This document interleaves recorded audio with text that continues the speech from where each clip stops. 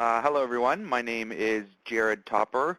The purpose of today's webinar, short webinar here with Cirrus Consulting Group, is to talk to you a little bit more about the real estate side of your business, more particularly how to negotiate or renegotiate the terms and rental rates for your medical office lease agreement. So like any other business, managing overhead, managing expenses, rental rates is very important. And so we're going to discuss how best to negotiate the economics with your landlord and also get into a discussion about how some of the legal terms and provisions can have much larger implications on the practice long term. So just to tell you a little bit about Cirrus, we've been in business since 1994. We work exclusively with medical professionals all across the country. And so over the course of a given year, we will typically receive and analyze approximately 1,000 lease agreements, of which we will negotiate about half of those. And so those are leases that we're looking at really province to province across different specialties as well. And so over the course of the last 20 or so years, we've negotiated over 10,000 lease agreements for medical professionals. And as part of kind of our diligence, we do conduct a lot of continuing education as well as in-person seminars to help educate doctors about real estate and the business side of running a practice, which is unfortunately a topic that's very important but often gets overlooked in day-to-day operations. And so to look at some recent customers that we've worked with, really, like I said, we work with doctors province to province all across BC, Ontario, the prairies, really East Coast, everywhere in between. The reason that I bring this up, or the relevance, is that in dealing with different doctors all across the country, we've really been exposed to and dealt with every type of landlord. So those go from the largest type of institutional landlords. If you're in Ontario, companies like Northwest, Smart Centers, RioCan, First Capital, as well as a lot of medium-sized landlords like Torgan, among others, and then a lot of mom-and-pop landlords or even single building owner landlords. The relevancy here is that there is no one-size-fits-all strategy or process for a negotiation, and so we will typically leverage what we've learned over the years as best practices for each individual situation, given geography, type of property, occupancy, etc., to really determine what is going to be the best course of action moving forward on that particular deal. So the purpose of today's webinar is really to talk to you again about the importance of the medical office lease agreement and how it relates to running your business, growing your business, and something that's becoming a lot more relevant in today's current landscape, actually selling or transferring the business. And so we'll go through some of the key components that are going to allow you to facilitate that growth and protection, and in the end, ultimately walk you through our process, give you some best practices for those of you who might be dealing with an upcoming negotiation about how to best tackle these very difficult conversations to have with your landlord.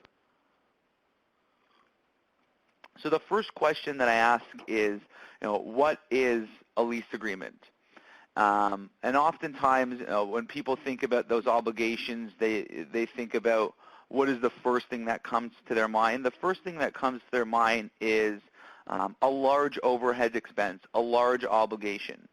And so aside from there just being an economic or financial obligation between tenant and landlord, there really is benefits to both parties. So lease agreements, generally speaking, are some of the oldest commercial contracts ever in existence. And so on the landlord's end, the landlord wants there to be consistency, or they want to have an annuitized payment or cash flow so they can determine exactly what a given property or unit is going to produce over a given year or several years. On the tenant's end as well, they want to make sure that their rights and obligations are protected. And so aside from there being a large financial implication, the other purpose and importance of the lease agreement is really to ensure that there's clear rights and obligations for both parties involved, one being the landlord and the other being the tenant. Now, to discuss briefly about the financial implications, depending on where you are in the country, for the majority of people, non-medical professionals, the largest single financial expense that they will have over the course of their life will typically be their mortgage or their home payment. But for a lot of medical professionals out there, the largest financial implication that they will have to endure over the course of their life or career is actually the lease agreement itself. Depending on what type of sharing agreement or non-sharing agreement that you're in, if you're taking your monthly lease payments, if you spread that out or amortize that over a 20 or 30-year career, including rental rate increases, you're talking about a serious financial commitment. So not only is there importance in managing that commitment, but you also want to make sure that within that framework that the legal terms are being set up in such a way that are going to protect you long term. So to go through at a high level some of the key aspects that you should be looking at when you're looking at signing or renewing or structuring a lease agreement. The first thing is long-term stability and security.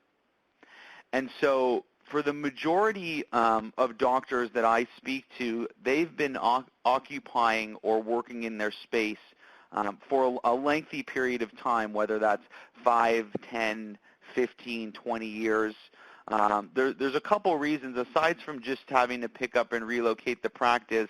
There is that familiarity between your patient base of going to that existing space. And so it's advisable to always structure the lease agreement in such a way that's going to give you long-term stability and security. So the way that you achieve this typically is through the length of term. Now, depending on your particular situation, there's several different ways that we would look to structure a term. So, for example, very recently, I just was working on a deal with a doctor, young doctor on the north end of Toronto, starting up his clinic, and we've signed a 10-year lease agreement with 2 5-year options to renew. In this particular case, given the doctor's age, we wanted to provide him with that longer-term stability. He had already been operating the clinic for a couple years, had plans for expansion and growth, and so it was important to achieve stability through the length of term.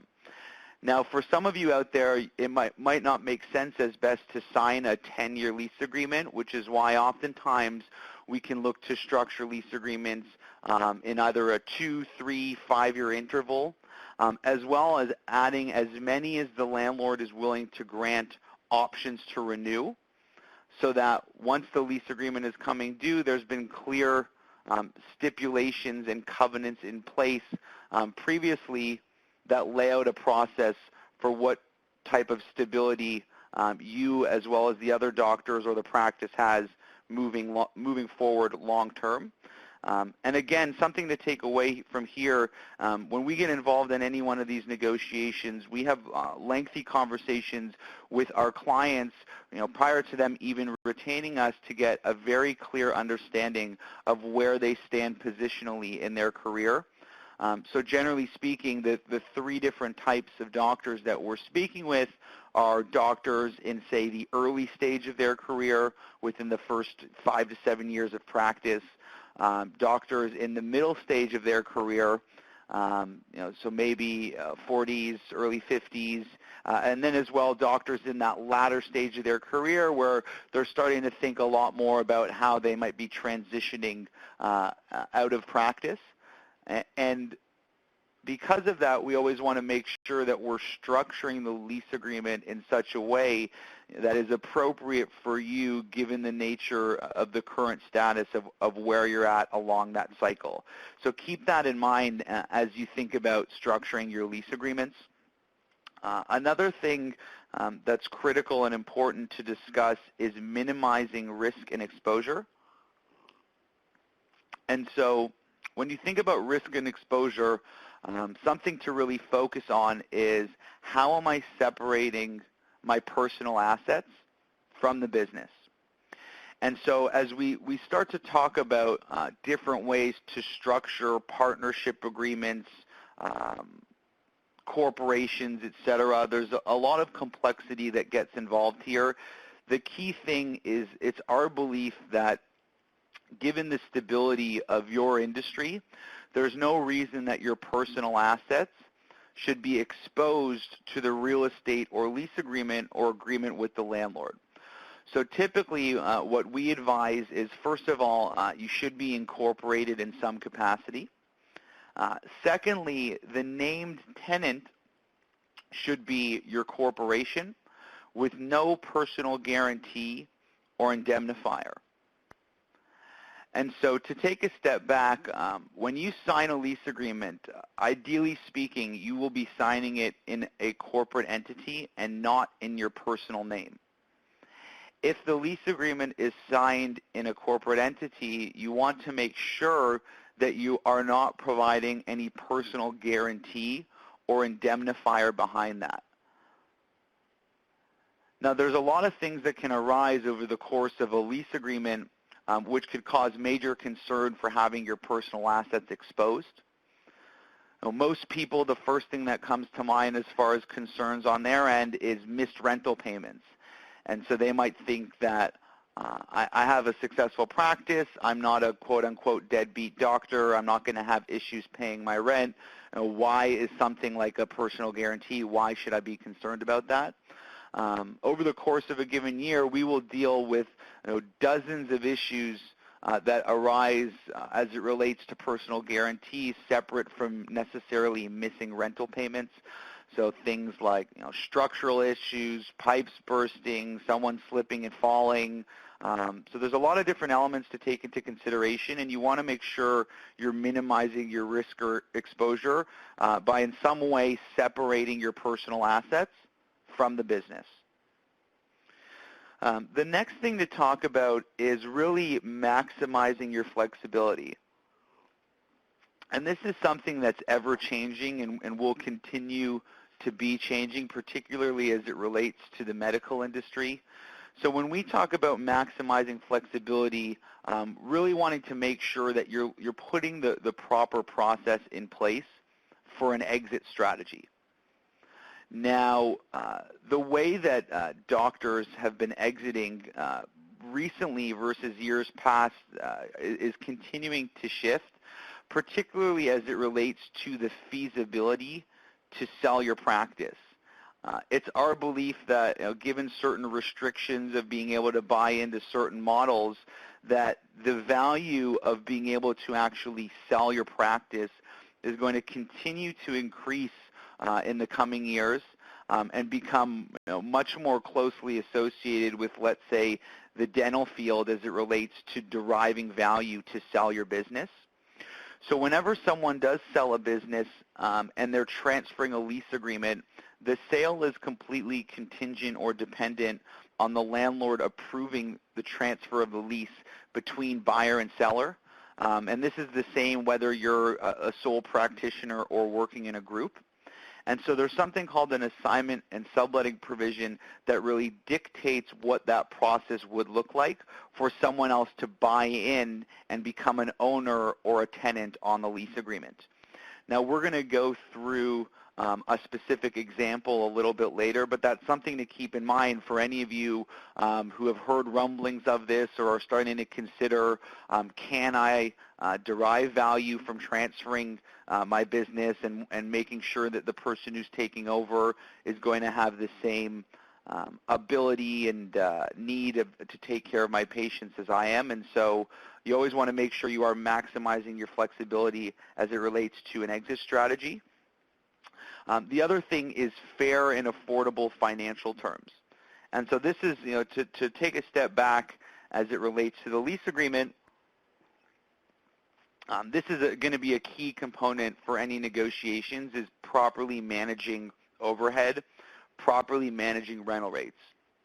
And so, first things first, we've been doing business across Canada, like I said, for the last 20 to 30 years. Over the course of that time, we've developed very close relationships with a lot of medical landlords across the country.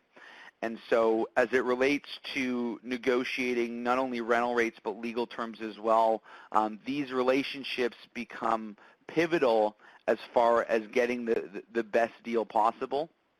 Now, we license some software. It's called CoStar, and it essentially gives us the ability to pull information on vacancy rates, rental rates, building reports anywhere in the country. For those of you who do have a lease agreement currently, and my information will be available at the end of the webinar, we will be able to pull some reports for you, particularly advising what you're paying in dollar per square foot rent relative to what's being charged around you. The majority of lease agreements these days are what's called triple net. So back in the day, what was much more common is that people would be on gross lease agreements where you would pay, say, $2,500 a month every month. Landlords essentially realize that rather than paying for the maintenance of the building themselves, that they could pass these costs along to their tenants. So that's why for most of you, you'll be on some form of a triple net lease agreement where you pay a dollar per square foot amount, plus you're responsible for a percentage portion of the maintenance, which is sometimes referred to as CAM, Common Area and Maintenance, or TMI, Taxes, Maintenance, and Insurance. As it relates to the additionals, so the additionals are not negotiable in the same sense or ability that an actual rental rate is, but it is our experience that a lot of landlords across the country tend to overcharge their tenants for those maintenance charges. So I'm sure that some of you might have had exposure to this before. What we typically recommend is you want to make sure that you're receiving the proper statements. And so ideally, you should be receiving a detailed and itemized monthly statement that gives you an actual breakdown of what exactly is the landlord spending to maintain the property. So really all that we're requesting from the landlord here is to make sure that what you're paying for your additionals is representative or indicative of what the landlord is spending to maintain the property. This is always concern in four-season climates where you can have a bad winter.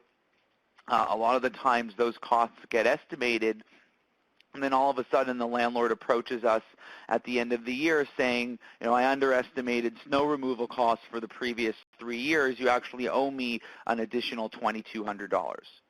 And so you want to make sure that you're receiving those proper statements to protect yourself from the maintenance charges. The other thing is the dollar per square foot amount. So like I said, we license some software that gives us the ability to pull information on rental rates. The other thing is depending on what type of real estate you're practicing out of, a lot of the times a medical clinic, especially multi-doctor clinic, will have an extreme amount of leverage in negotiating rental rates, given the fact that they are, if not an anchor tenant, a major driver of traffic to that particular plaza. So if you're in a plaza or medical building and you're operating a 2 or 3 doctor clinic, and there's a pharmacy there, there's specialists there, there are other businesses there that are directly tied to your business, with you really acting as the catalyst of growth for those businesses and for the real estate as a whole. Landlords understand this and are aware of this, and so it's definitely useful to have that as leverage when we talk about negotiating lower rental rates, which will make it easier for you to manage your overhead long term. And then the other thing is, when we talk about sale, and I hope for most of you that at least you're starting to think a lot more about, when I look to transition, what type of value could I derive for myself, and also making sure that someone else is coming in that's really going to do a good job taking care of my patients. But as far as enhancing your ability to sell, having a strong lease agreement in place for a medical office, just like any other business, will make it more attractive to have someone to actually want to come and take over. So as it relates to that, when you're looking at any type of value, you're looking at 3 things. You're looking at whatever equipment is there. You're looking at your goodwill, your patient charts, particularly as it relates to a particular model that you might be in, that someone needs to buy into if there's no longer any spots. And the lease agreement is really the glue that really maximizes and facilitates that transfer.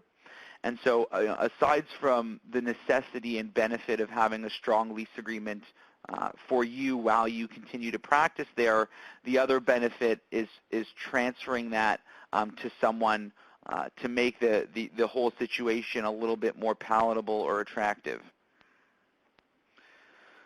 So, 4 concepts or things to kind of think about as you look at your lease agreement. One being the economics. So rental rates, what am I paying in base rent?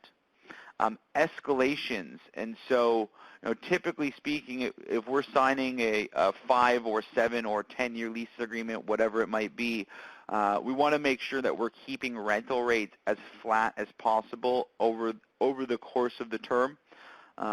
So, nothing more than 3% increases, ideally flat rental rates. And then the other thing is the triple net charges. Protecting yourself and protecting your practice, giving you flexibility through the initial lease agreement. So lots of term will depend on where in your career you currently stand. But the options to renew, the more options to renew that you have under strong provisions, the better flexibility you have. And also, if this gets taken care of properly at one point with the landlord, then when you're going to exercise or take advantage of those options to renew down the road, you've already dealt with dealing with all the other terms and provisions, and it's strictly a matter of exercising those options. Flexibility, so through things like the assignment provision, which I said we're going to go into in a little bit more detail, that's that piece or covenant that is critical to allow you to actually facilitate the sale or transfer. Also things like a death and disability clause. So what a death and disability clause does, it protects you, God forbid, if something should happen where you can no longer practice. In those cases, depending on how long the term that you have and whether you would have signed your lease agreement in a corporation or in your personal name, essentially you'd always want to try to transfer the lease agreement, which is why it's important to have that strongly worded assignment provision. Otherwise, the death and disability it gives you the ability to terminate your lease. So it acts like a sort of insurance policy that you're not paying premiums on. And other risks that we're seeing, particularly in more urban areas or environments like the GTA, parts of Vancouver, Calgary, are relocation and demolition clauses. What those are exactly as they sound like, the relocation clause gives the landlord the ability to pick up and move you from your current space to another space, whereas the demolition clause actually gives them the ability to terminate your lease and demolish the entire building. depending on the particular real estate, these are always very concerning. And so ideally, we would get these negotiated out or at least restructure them in a way that should the landlord take advantage of them, it would mitigate any risk that it would have to you or the practice. And we'll go through a quick example as well, but depending on where you are in the country, relo and demo clauses are becoming more and more relevant as landlords really want to give themselves the flexibility that if some sort of larger retailer or developer is interested in the space, that they're not tied down to lease agreements with their tenants. So this is an example of an option to renew clause. If you can just take a couple minutes to go to read this, and then we're going to go through it together to show you some of the issues in the way that this clause is structured.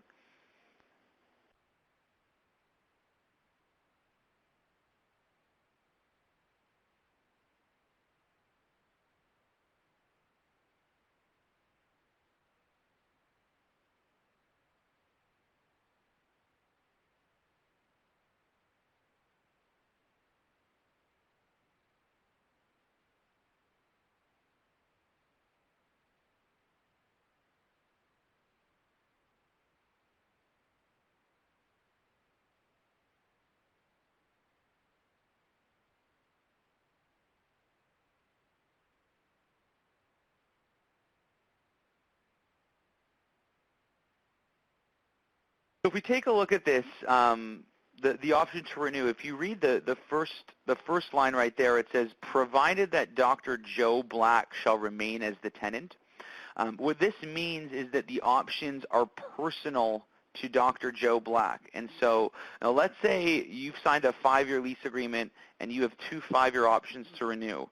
And you're 3 years in, you're looking at retirement, you've found someone that actually wants to buy in and take over the practice. If the options are personal, it means that those options that you had negotiated, once you transfer the lease agreement, there's no value or they can't actually be transferred. So you want to make sure that any options to renew are actually transferable to anyone who might be buying into the business. And then it goes on to say that under this lease, if there has not been a default, that the tenant shall have the option to renew this lease for a further term of 5 years, exercisable by when notice to the landlord no less than 9 months prior to the end of the term. For those of you who do have lease agreements in place, do yourself a favor. First of all, make sure you have all the documents. I know that sounds like a joke somewhat, but unfortunately we speak to people all the time who are getting us involved in lease negotiations. They can't find copies of their existing lease agreement. We then have to call the landlord, not the ideal way to start the process. So if you see that the option has to be exercised 9 months prior to advance, know that most options do have windows there. So let's say you have a lease agreement expiring December 31st, 2017. And you might think, well, I don't need to start worrying about it. It's only January. What's the big deal? Well, usually that option has to be exercised, say, somewhere between 6 to 9 or 9 to 12 or even 12 to 15 months prior to advance. Ideally speaking, you should be the expiration for the negotiation that you should be aiming for is when that option is due, not the actual expiration of the lease agreement. It then goes on to say that any such renewal shall be on the landlord's then current standard form lease. Big issue here because if any of you have heard of a standard form lease agreement, there is no such thing as a standard form lease agreement. And so a savvy landlord, particularly if your building gets sold while you're during your term, if you have a strong lease agreement, it will state that any renewal has to be on their standard form lease, meaning that when you or anyone who might be taking over the practice goes to exercise that renewal option, they would have to get transferred to a new landlord standard form lease, which oftentimes can include new, very onerous language, things like the relocation and demolition provisions that we talked about. And then it says that the minimum rent should be determined, but in no event shall it be less than the rent paid in the last year of the original term. As far as kind of setting yourself up for best managing overhead, not very good legal language to not allow there to be a negotiation on rent at the renewal term to be less than what it was in the previous year. And so lots of issues with the way that option to renew clauses are typically structured. Always want to make sure that you're making them not personal, adding that flexibility, and also allowing yourself to dictate rental terms again. Now, if we look next at the assignment provision, again, this is this provision that is going to allow you to actually facilitate a transfer of ownership between you and another doctor. Spend a minute or two here going through this example, reading it, and then we're going to walk through it together.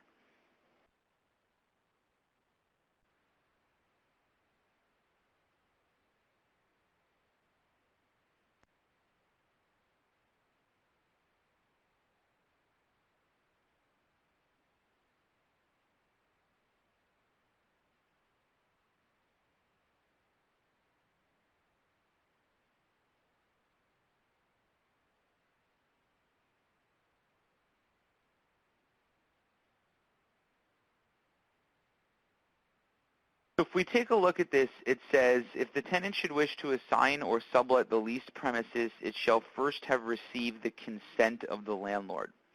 The issue here is that typically it's very arbitrary as to what is required for the landlord to approve or deny consent to transfer a lease agreement. When we get involved, we look to get very granular and specific about what should be required. So if someone's licensed in your particular province, if they have good credit, no history of bankruptcy, and if they are acquiring and the banks have approved financing and done their due diligence, that's really all that should be required. Landlords are notorious for not making this process of assignment easy. For example, something that gets brought up to us all the time is if the financial net worth of the person buying in is less than or equal to that of the person leaving. Now, in almost every case, what do you have? You have an older, more established doctor transferring to a younger doctor where the net worth is not going to be the same. And so there's a lot of good work that we do as far as clearly laying out a process for assignment. Then it says after the landlord has received that they have the option to either consent or terminate the lease agreement. If they don't terminate the lease agreement, then they can raise the rent by 15%. So essentially, landlords are notorious for including things like termination rights.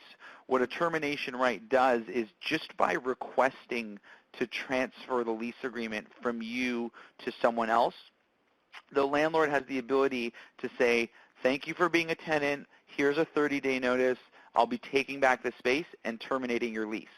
At that point, they can either market out the space to someone else themselves, they can reconfigure the space. You want to make sure the landlord does not have any termination rights. Generally speaking, the vast majority of lease agreements that we look at, the assignment provisions are very landlord favorable.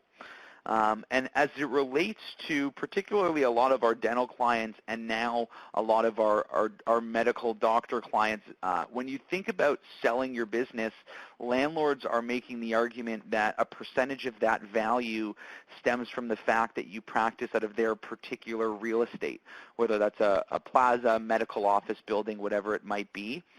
So we're hearing the argument now that if you're selling your business, say, for $100,000, that in order to approve the transfer, that they will request 30 to 50% of the proceeds of that sale.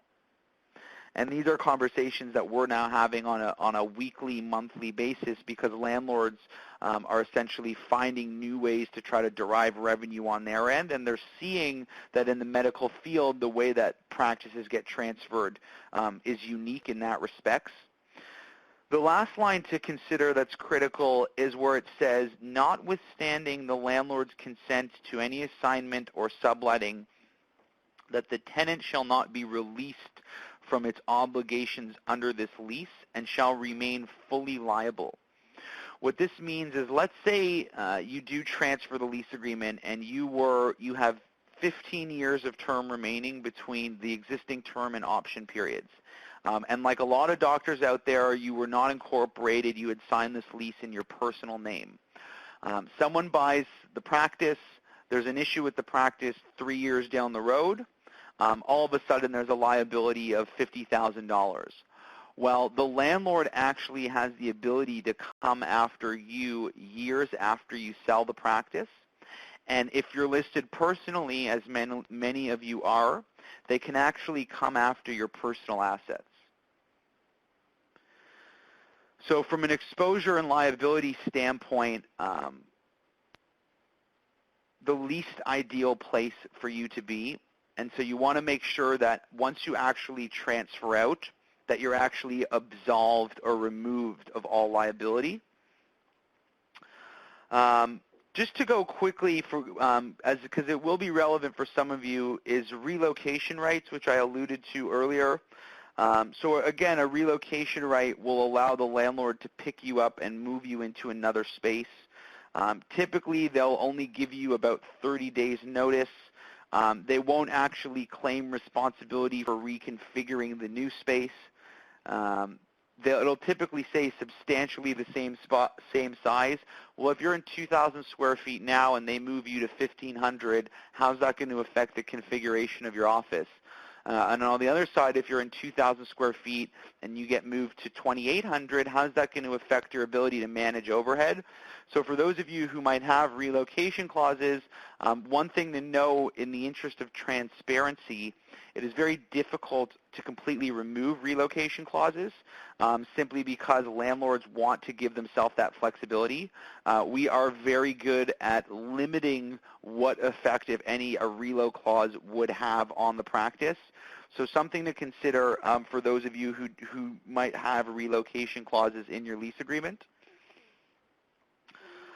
Keep in mind, in the interest of time, these are just a few of the key provisions on the legal terms and provisions that you need to be looking out for. Generally speaking, when we go through a negotiation, there are 10 to 12 points that we look at or that we will bring up with a landlord, knowing that for each individual doctor, given their particular situation, there might be 3 or 4 points that are most relevant. So keep that in mind, that in the interest of time, we're only going to discuss a few key points, but there's a lot more that goes into our due diligence analysis and eventual negotiation of the lease agreement.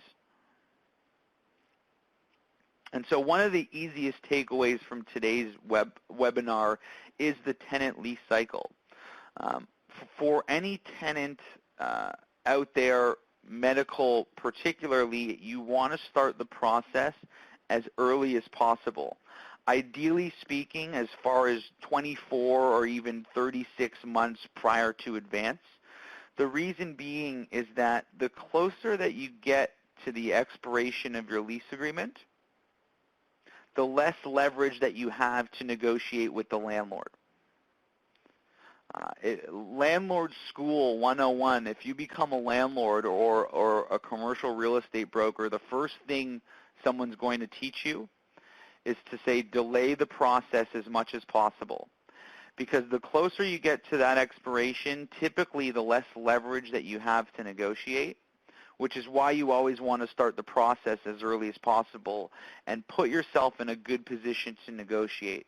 Having said that, we get involved with a lot of clients who might have 2 or 3 months to expiration or might even have a lease agreement that's expired. Not to say there's not a lot of good work that can get done in those situations, but ideally speaking, you do want to start the process as early as possible. To talk a little bit about the right treatment plan or what goes into really winning in a negotiation. So it starts first with point 1, the little pink section there, gathering all documentation. So I joked about this before. Unfortunately, I mean, you wouldn't believe how many of your colleagues, you sign a lease agreement, it goes in a drawer, you don't think about it, or you lose it, or the building gets sold and you throw out the documents. So all of these applicable documents, make sure you're keeping them, make sure you're gathering the documents. Then the second is identifying the practice and career goals. And so for any of you on this webinar, you will all be eligible for a complimentary consultation. The way that process works is we would obtain a copy of your lease agreement. We would conduct a full economic and legal analysis, taking a look at rental rates, increases, TMI charges, legal covenants, at which point we will set up a complimentary phone call to discuss, like I've alluded to earlier, what are your long-term career goals? Because we need to determine, based off of your current situation, what is the best way to approach a landlord, keeping in mind, as I said earlier, every negotiation is different. There is not a one-size-all-fits solution. So it's through this process that we're able to identify and put together a strategy that best suits your needs. Once we've had that discussion, we would want to review all of the lease documents, identify any changes or issues necessary in the legal terms and provisions, prepare that market research that we talked about, which is step 4, looking at rental rates, increases, how we're going to manage our overhead. And then 5, really putting together that outcome and strategy in place. Now again, to reiterate, and my information will be available at the end of the seminar for those of you who have existing practices, we're able to take you through those steps complimentary for attending today's course. Now, if you think about what we've done at this point, through those steps, gathering the documentations, identifying your goals, looking at rental rates, looking at legal terms, what have we not done yet? And what we have not done yet is actually pick up the phone and call the landlord.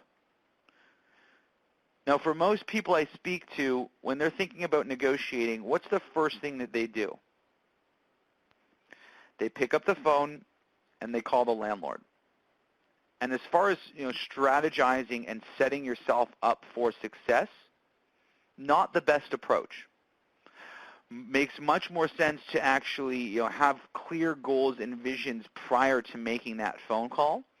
Now, once we do make that phone call, the first thing that's focused on is negotiating the economics, rental rates, increases, etc., and then going through and really fine-tuning all of the complicated details of the lease agreement as it relates to guarantees, assignments, relocations. And then the final step is really reviewing all those documentations, making sure that whatever has been discussed or decided is represented in the final lease documents, and then ultimately making sure you get a final executed copy. So what I mean by that is a final copy signed by both the landlord and you, the tenant. And that's really the treatment plan that you should be following for any negotiation. So if we think about kind of the evolution of your career, like I said, there's different stages for startup doctors, renewing doctors. For any of you that might be looking at reconfiguring or expanding your space, increases our leverage. There's always kind of more interesting additional conversations to have with the landlord. And then transitionally, and so we've worked with dozens and dozens of doctors in each stage of that career. So would love to sit and have a chat with each of you individually to learn a little bit more about where you sit currently.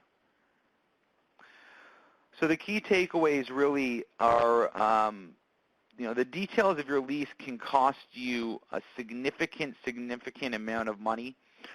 While rental rates are important, it's not just about rent. You need to think about setting the practice up long term, minimizing your risk and exposure, being strategic about how you speak with the landlord, how you're reaching out for the process, really doing and putting in the proper work up front. And again, and this is something that we talk about every day with our clients, unfortunately, a lot of the business elements of running a practice can get overlooked. I know from experience the real estate and lease agreement is high up on that list. And so for that reason, always recommend kind of at least taking advantage of a complimentary consultation, having a discussion with us about where you stand currently. So for those of you who are interested, all of my information is available there. You can either reach out to me directly by phone, send me an email.